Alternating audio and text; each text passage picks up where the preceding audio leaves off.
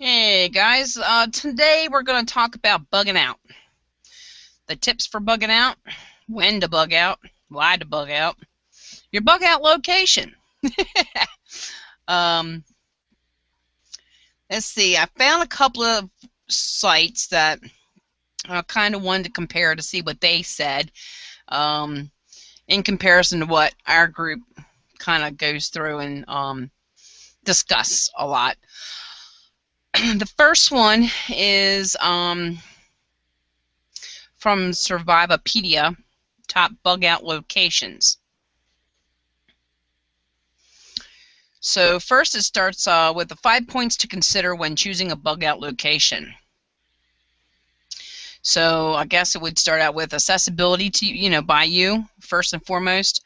Um, Resources, is the property close to water, plenty of game, fresh meat.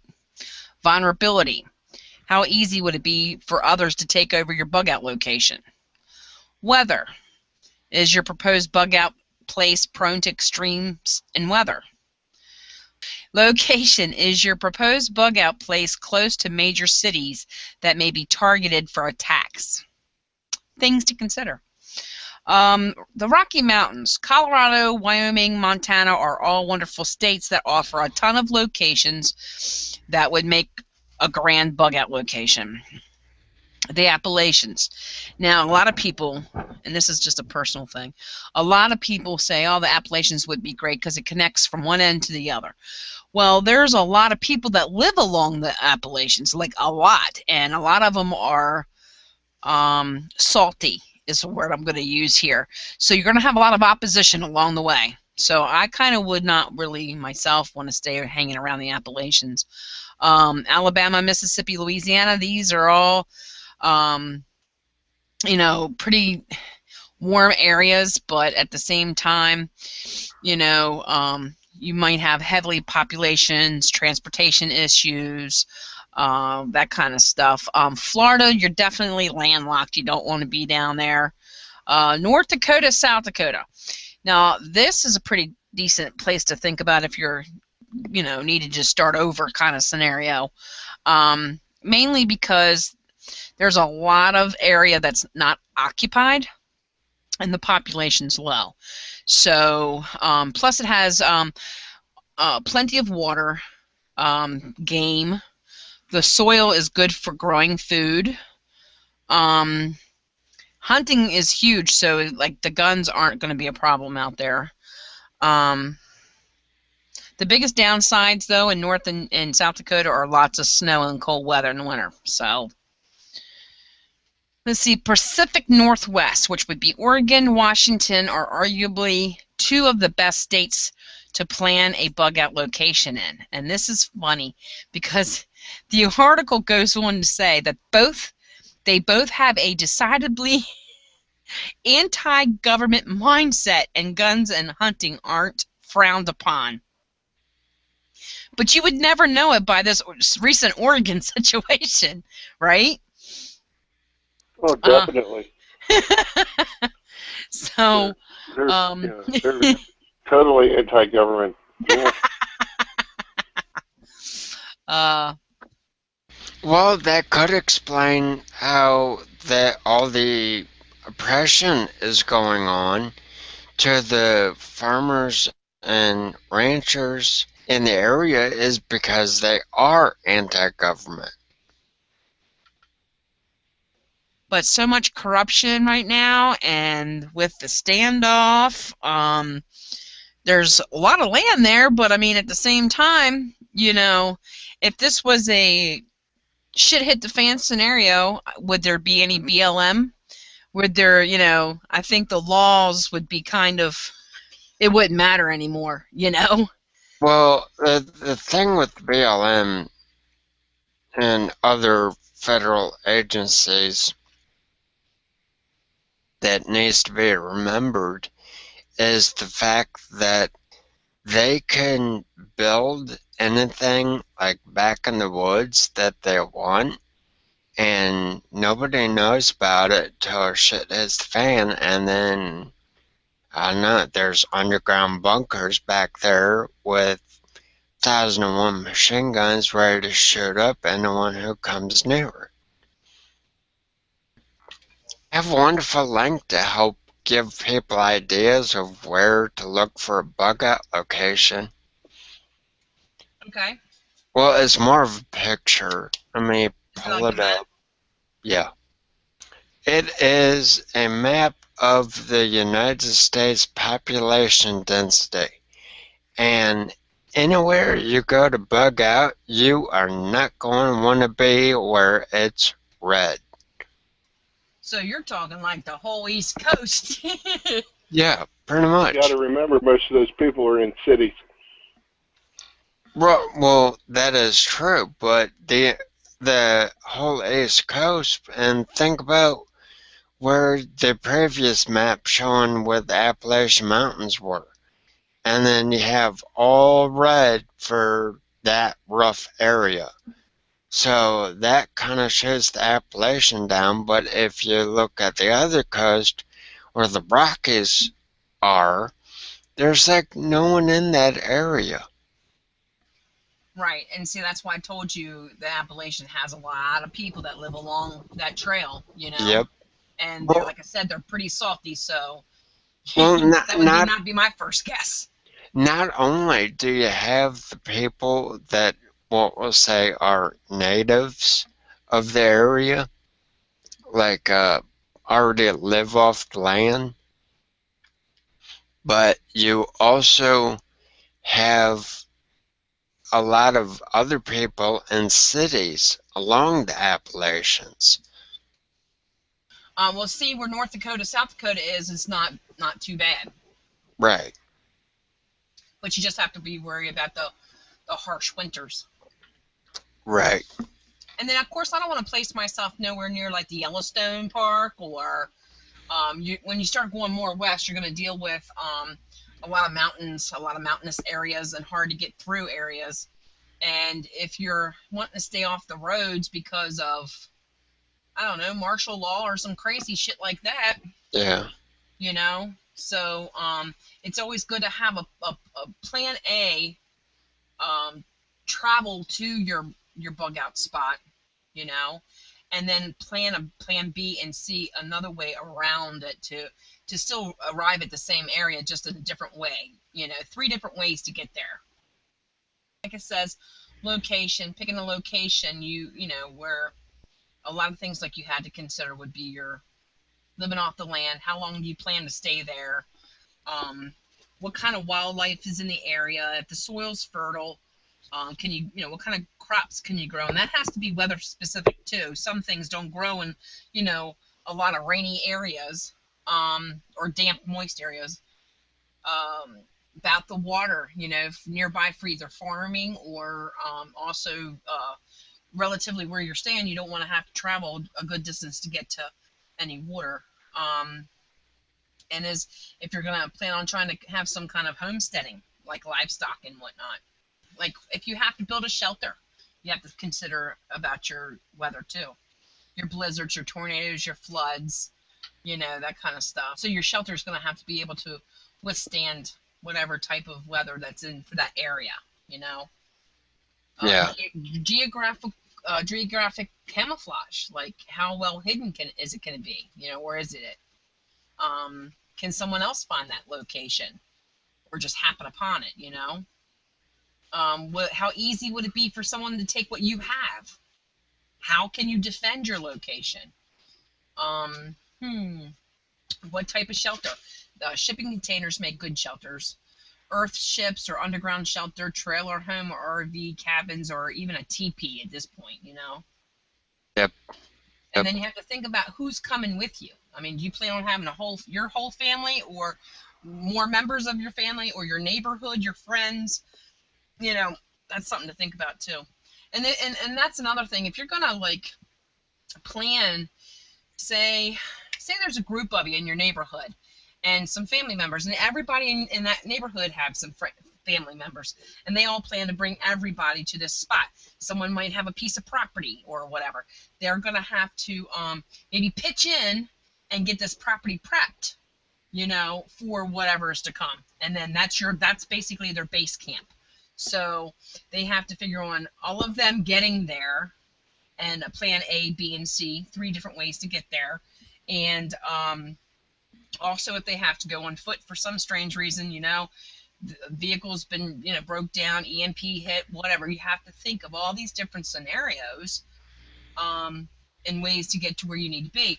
And once you're there, you have to get your shelter together and all that stuff. So, bugging out, when to bug out, the signs of when to bug out. And I always hit the wrong button on this thing. Let's see. What conditions would have to exist for you to decide that you have to abandon your home?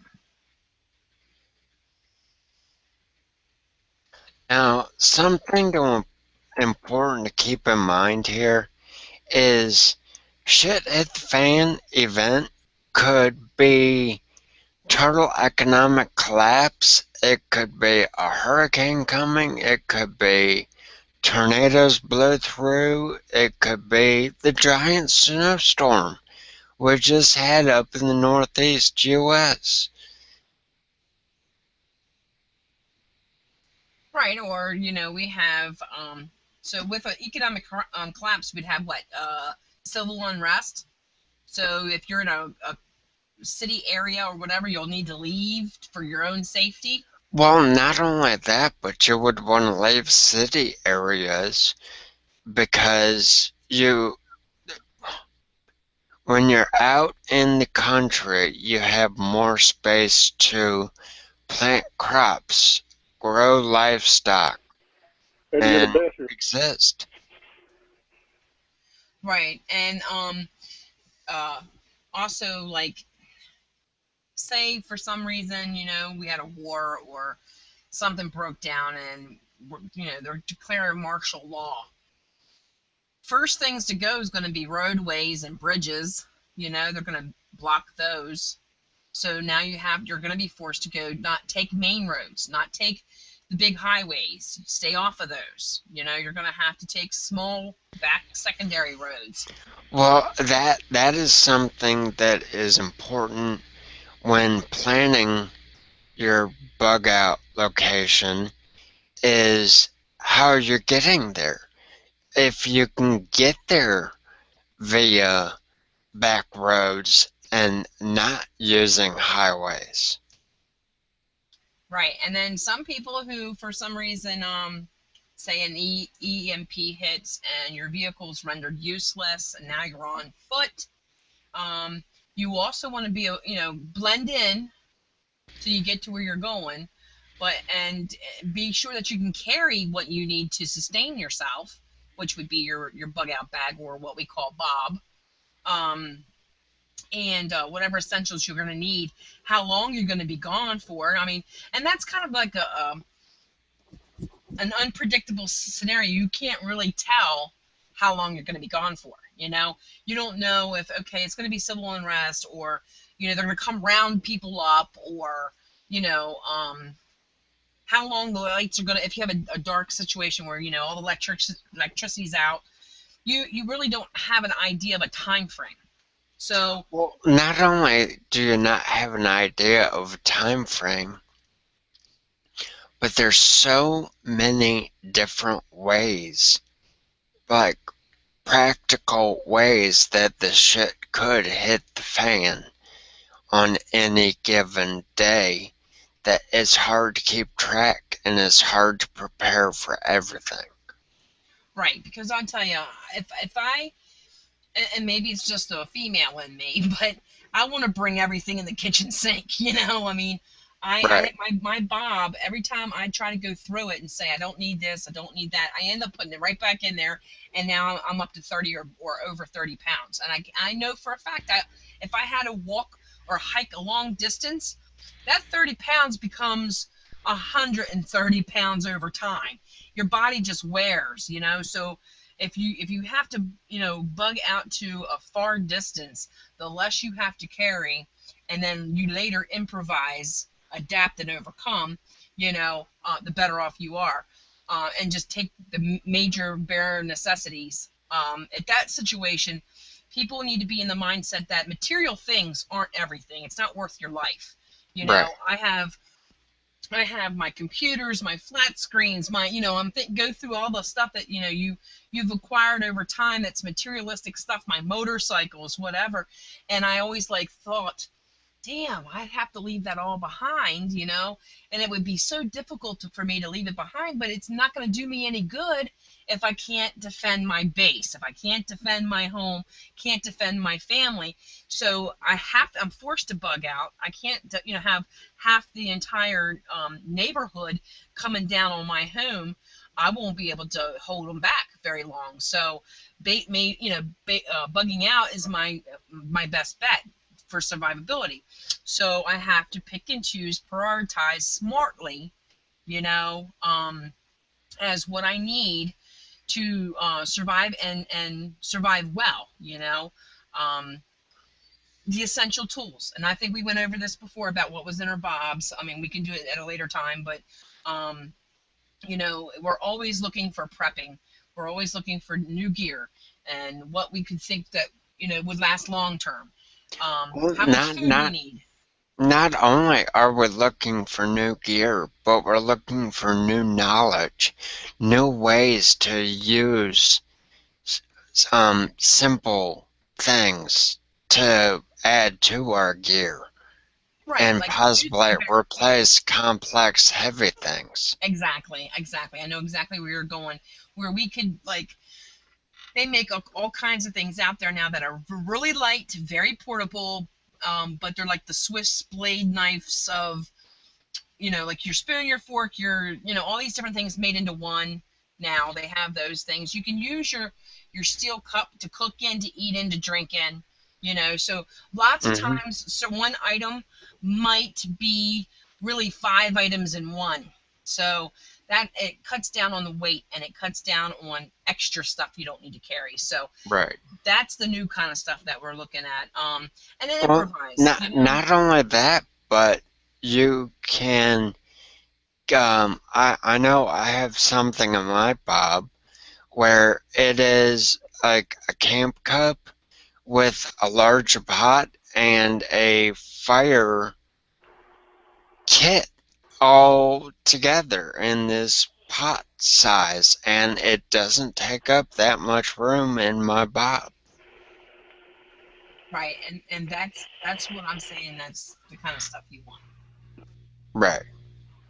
Well, if you have a bug out location like we do, where we could actually store stuff up there so it's there already. You know what I mean?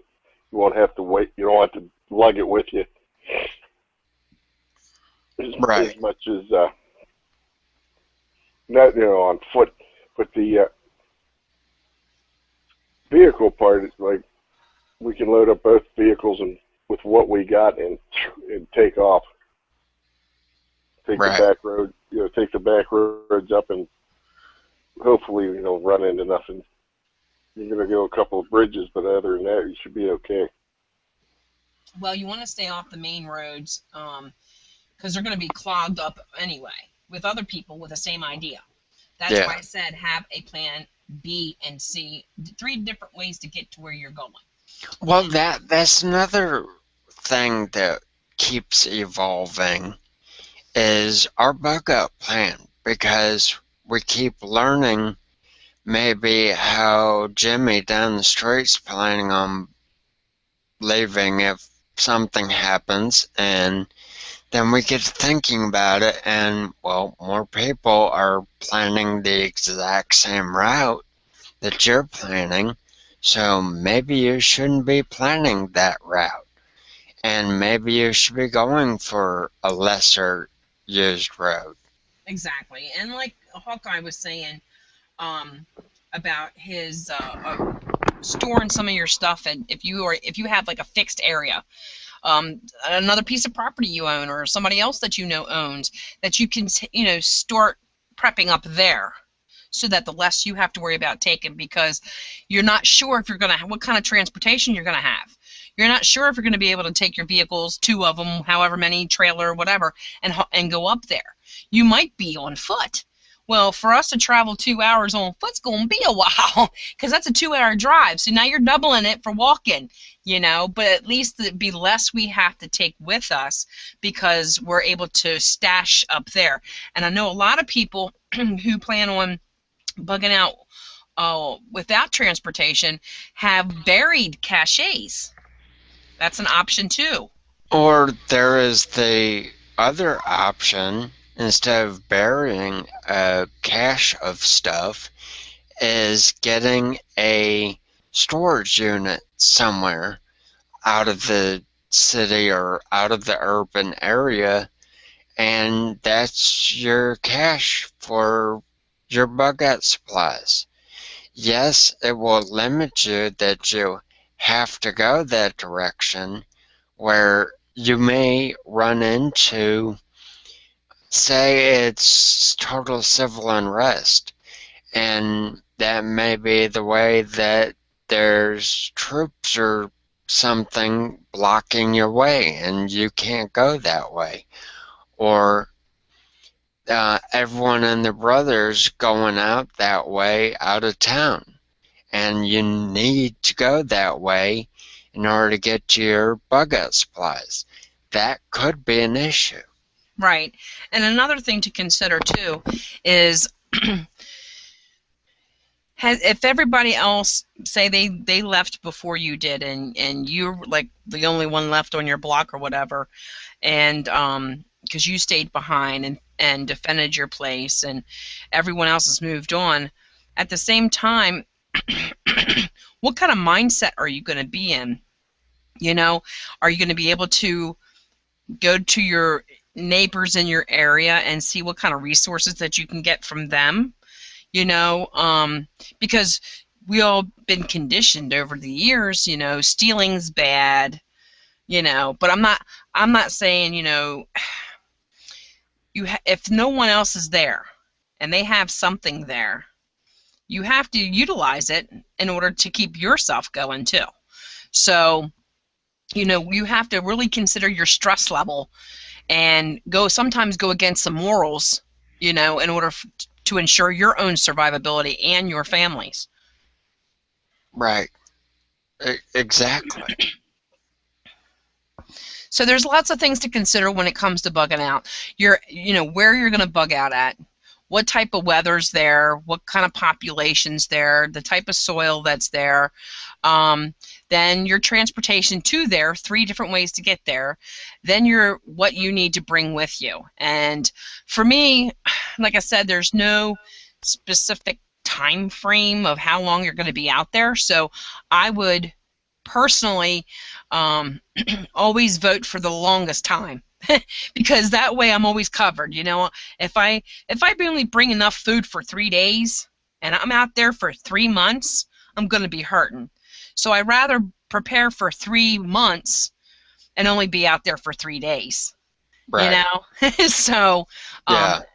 That's how I look at it. So that's how I have our stuff stored that way. I could say legitimately having 3 days worth of supplies in your bobs, and then at your bug out location having much more. Right, and the ideal thing now, I'm not even close, but the ideal thing is to have enough prepped, foods that are prepped for a year. That's your ideal length of time, to have enough food for everyone in your house for a year, enough water for everyone in your house for a year. And my thing is, I haven't even gotten close to that. I have enough food and water to sustain us for a few months. That's different, and that's just the prepackaged stuff that you get in your buckets, MREs, dry foods, that kind of stuff. Yeah. We can do, a segment at some point showing dry foods and how to do it yourself, how to prepare your food yourself, or how to prep your food yourself. Coupon's a big thing when it comes to this because you can get quantities of stuff. And I know a lot of people who do a budget prepping when it comes to food by just going to your local dollar store, canned items. Mm-hmm. And the sad thing is I cannot stand ramen noodles, but and they're totally not good for you. But if you're in that situation, does it really matter? As Yeah. long as your tummy's full and you know you've got substance that keeps your energy going. Ramen noodles would be like all carbs, and that's what you're going to be doing, using up if you're on foot. Exactly, and then you have to consider also the work that you're going to be putting into it too, because you're going to go into hunter gatherer. You're going to have to get wood. You have to maybe if you don't have a structure already there, you have to build a structure for yourself to get out, you know, like a shelter. So that's going to be burning up carbs and energy, and gathering your water, starting your fire. All these different things are something to take into consider. Definitely. I'll post all these links below so you guys can read them for yourself and look at it. If Radar will hand me that map link, I'll put the map link in there as well. And when we, in another segment, we'll continue this and show some of my stuff that I have that I have used in my preps so far for like the food buckets and stuff like that, and show you where you can get those at. All right, Well, it's in the millions of admin things. group. All right, thank you. Millions of things you go through. Oh yeah, there's so many things you can go through with that, because a lot of people don't think of those things. Gas, storing gas. A lot of guys didn't even think of that in our group in the beginning. Not even storing gas, but storing gas correctly with the gas stabilizer. Like the stay ball. Yeah. Mm-hmm. Yeah. Mm-hmm. Yep. A lot of people didn't think about that, Also kerosene too, because we have a kerosene heater. Now, that's a big bulky heater, but if we put it where we're going and let it sit there, it's there. But to be able to, and if you have a generator, put the generator there. Where if you have property there or already have a bug out location separate, from everywhere else, and you own that property or whatever, you can put a generator there and just store your gas. Start, just like your preps with your food. Also store your gas. You also, if you have a complete economic crash or the lights go out or whatever, you can't pump gas, you can't buy gas, whatever. At least you have stored it up. Right. Or you can just siphon it out of stuff.